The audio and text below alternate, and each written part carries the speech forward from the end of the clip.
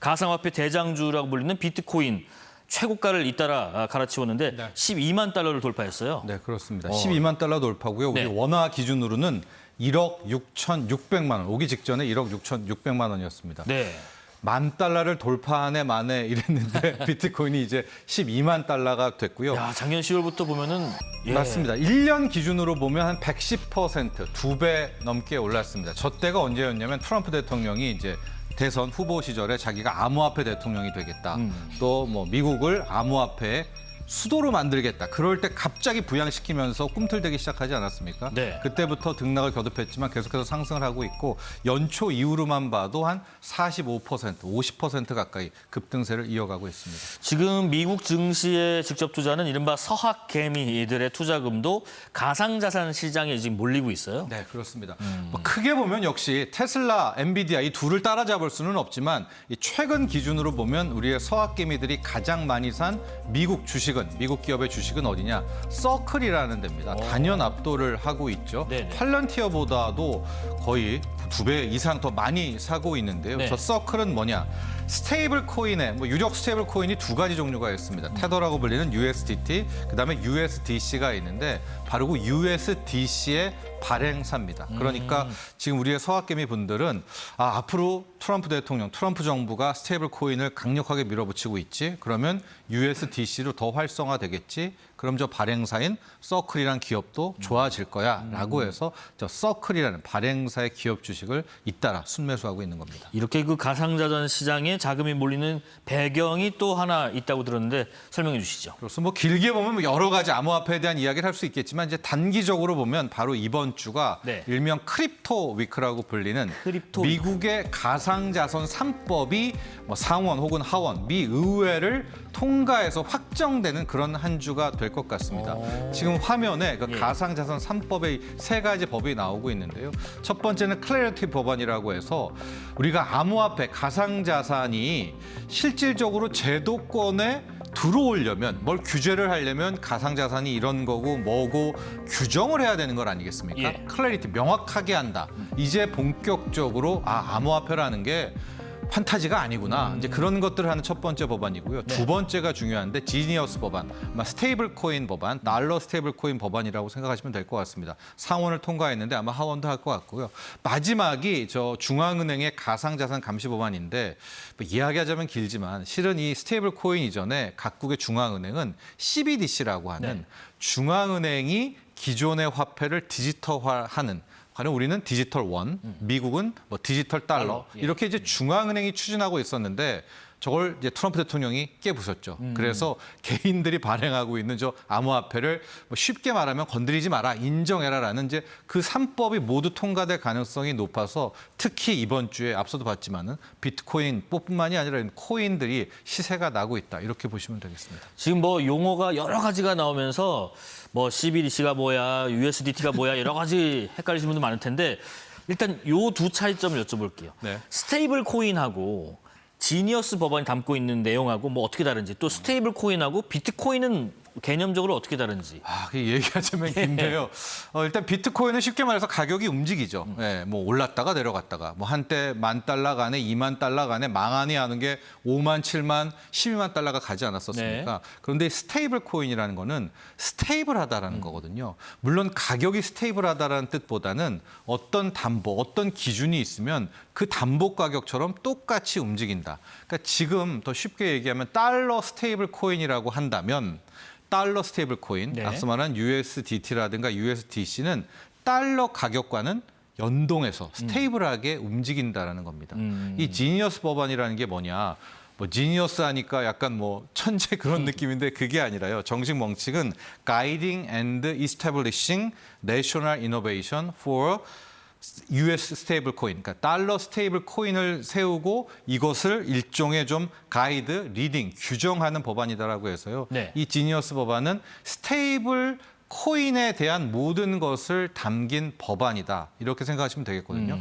어떤 곳들이 발행할 수 있는가? 발행하려면은 어떤 담보라든가 어떤 규정, 어떤 자격을 갖춰야만 저 달러 연동된 스테이블 코인을 발행할 수 있는가. 네. 또 그런 발행사들은 감독기관에게 어떻게 신고를 해야 되는가. 이 모든 것들을 담은 법안이 지니어스 법안이기 때문에 저게 이제 통과하게 된다면 나도 달러 스테이블 코인을 발행하고 싶어.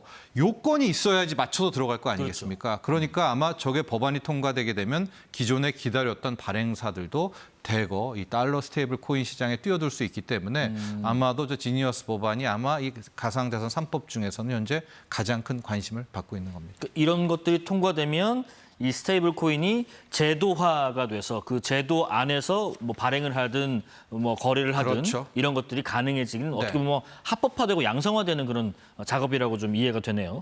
근데 스테이블 코인 관련된 우려가 제기됐는데 이건 무슨 말인가요? 일단 기존의 은행들이 굉장히 많이 우려를 표하고 있죠. 예. BIS도 그렇고 우리나라의 이창용 하는 총재도 계속해서 우려를 표명하고 있는 게요.